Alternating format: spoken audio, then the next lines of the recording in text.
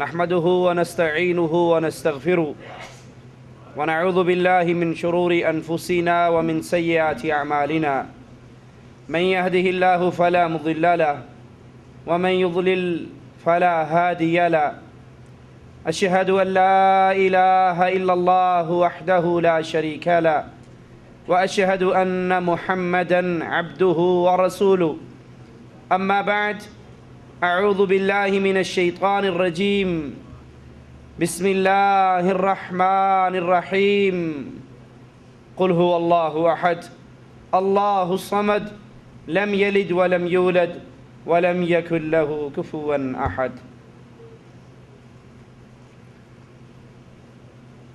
ماں باپ کے ساتھ حسن سلوک، فرما برداری اور خدمت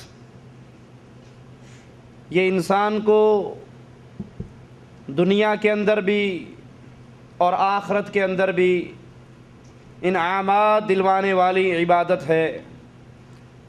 اس کو اگر انسان عبادت سمجھ کے کرے تو ماں باپ کا فرما بردار، ماں باپ کا خدمتگار نہ اس دنیا کے اندر گھاٹے کے سودے میں رہتا ہے اور نہ آخرت کے اندر۔ رسول اللہ صلی اللہ علیہ وسلم اپنے اصحاب کرام کے سامنے ایک تابعی کا ذکر کرتے ہیں۔ اب غور کیجئے، اللہ کے نبی صلی اللہ علیہ وسلم اپنے اصحاب کو، اپنے ساتھیوں کو ایک تابعی کی معلومات دے رہے ہیں کہ اے میرے ساتھیوں، تمہارے پاس ایک شخص آئے گا جس کا نام اویس بن عامر، یمن کا رہنے والا اویس بن عامر قرنی، یہ تمہارے پاس آئے گا۔ اب یہ تابعی ہے اور اس کا ذکر کن کے سامنے کیا جا رہا ہے؟ صحابہ کے سامنے۔ اب اس کی نیکی جو رسول اللہ صلی اللہ علیہ وسلم نے اپنے ساتھیوں کے سامنے بیان کی، وہ سوچئے کیا ہے۔ یمن کا رہنے والا اویس بن عامر القرنی یہ اپنی ماں کا بہت فرما بردار ہے۔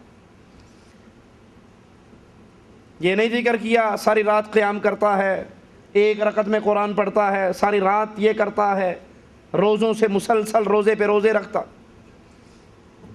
ایک دن چھوڑ کے ایک دن روزہ رکھتا ہے، بڑا زیادہ روزہ رکھنے والا، قیام کرنے والا، عبادت کرنے والا۔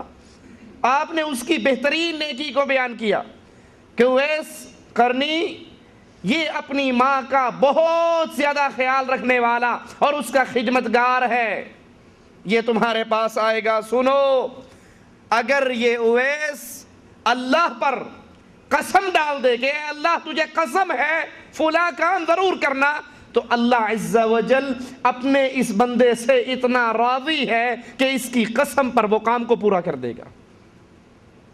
کہتے ہیں اے عمر، اللہ کے نبی صلی اللہ علیہ وسلم حضرت عمر کو کہہ رہے ہیں، اے عمر، اگر تو اس کو پالے تو اس سے اپنے لیے درخواست معافی کی اللہ کے دربار میں دلوانا، اس سے دعا کروانا، یہ تیرے لیے معافی کی دعا کرے، اور یہ اتنی دعائیں اس کی قبول ہوتی ہیں کہ اگر یہ قسم اٹھا لے تو اللہ اس کی قسم کی بھی لاج رکھتا ہے۔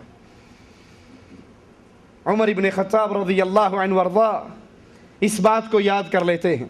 اللہ کے نبی صلی اللہ علیہ وسلم فوت ہو گئے، ابو بکر رضی اللہ عنہ وارضا کی حکومت آئی، وہ فوت ہو گئے، حضرت عمر کی حکومت آئی، جو یمن سے آتا عمر ابن خطاب رضی اللہ عنہ وارضا اس سے اویس قرنی کے بارے میں پوچھتے،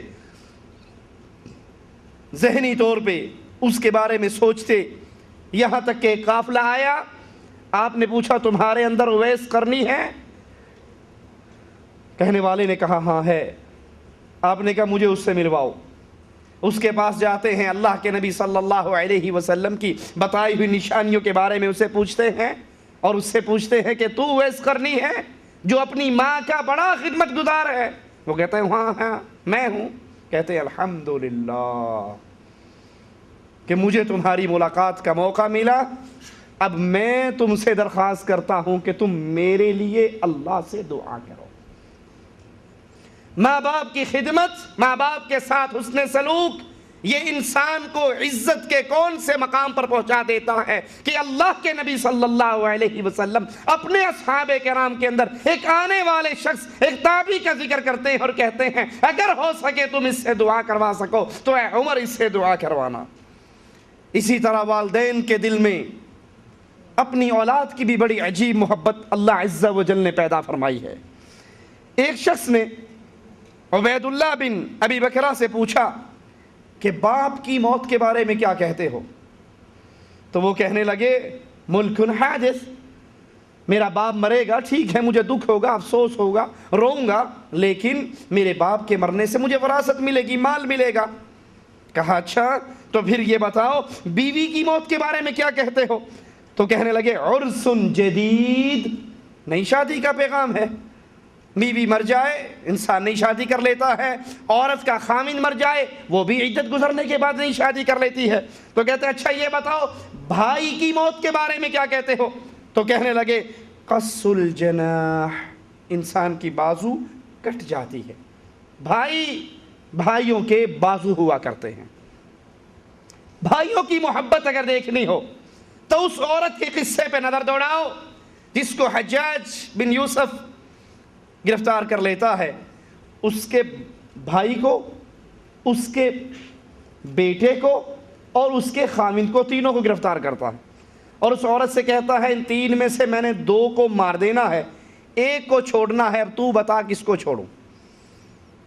ایک خامند ہے، ایک بیٹا ہے اور ایک بھائی ہے، کیا خیال ہے کس کو چھڑوائے گی وہ؟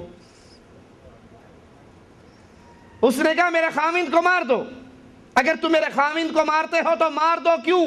خامند مر جائے گا، میں عدت گزار کے نیا خامند کر لوں گی۔ میرے بیٹے کو بھی مار دو، والولد مولود، اگر بیٹا بھی مر گیا میرا خامند ہوگا، اللہ مجھے اور اولاد دے دے گا، لیکن میرے بھائی کو نہ مارنا کیونکہ میرا باپ بھی مر گیا ہے، میری ماں بھی مر گئی ہے، والاخ مفقود، میرا بھائی تو کوئی اور پیدا نہیں ہو سکتا۔ تو یہ پوچھتا ہے بھائی کی موت کے بارے میں کیا کہتے ہو؟ کہا ہاتھ کا کٹ جانا۔ کہا اچھا بیٹے کی موت کے بارے میں کیا کہتے ہو؟ تو کہتا ہے صدع فی الفؤاد، بیٹے کی موت انسان کے جگر میں ایسا خنجر ہے جس کا زخم کبھی نہیں بھرتا۔ بیٹے کی موت کا غم، انسان بوڑھا بھی ہو جائے تو اپنے بیٹے کو یاد رکھتا ہے۔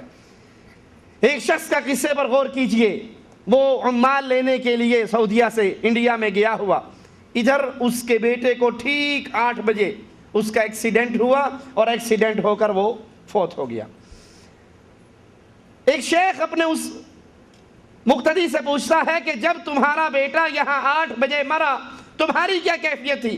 کہا اللہ کی قسم میں فندق میں لیٹا ہوا تھا اور ٹھیک 8 بجے ایسے لگا جیسے کسی نے میرے سینے کے اندر پورا خنجر اتار دیا ہو، میں تڑپ کے اٹھا، مجھے کوئی سمجھ نہیں آئی کہ کیا ہو رہا ہے۔ میں نے فوراً ٹیلی فون لیا، اپنے گھر فون کیا، اپنے بیوی بچوں سے فون کر کے پوچھا گھر میں خیریت ہے؟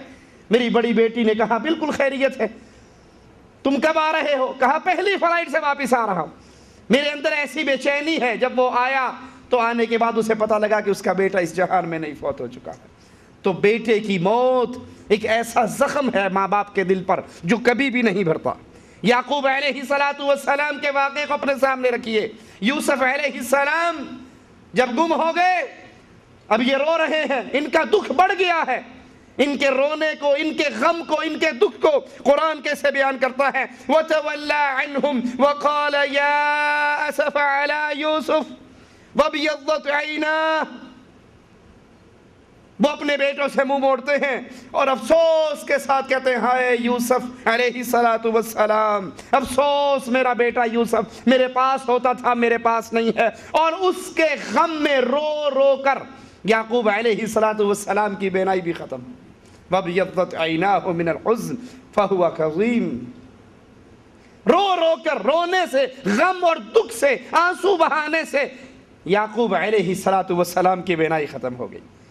سال ہا سال گزر گئے، یوسف علیہ السلام مصر کے اندر وزیر بن گئے، بھائیوں سے ملاقات بھی ہو گئی، تو اب اپنے باپ کے لیے قمیص روانہ کرتے ہیں۔ تو کیا کہتا ہے باپ؟ ادھر قمیص چلتی ہے اور ادھر یعقوب علیہ السلام کی زبان سے جملے نکلتے ہیں، انی لاجد ریح یوسف اگر تم میری عقل پہ برا گمان نہ کرو کہ بابا پاگل ہو گیا ہے تو سنو، مجھے اپنے بیٹی کی خوشبو آ رہی ہے، مجھے اپنے بیٹے کی اس وقت خوشبو آ رہی ہے۔ اور جب وہ آیا قمیص لے کر تو قرآن کے ان الفاظ پہ غور کیجئے، فَلَمَّا أَنْ جَاءَ الْبَشِيرُ أَلْقَاهُ عَلَى وَجْهِهِ فَارْتَدَّ بَصِيرًا، تو وہ قمیص لانے والے نے لا کر بوڑھے باپ کے چہرے پر جب قمیص کو ڈالی تو ان کی بینائی واپس لوٹ آئی۔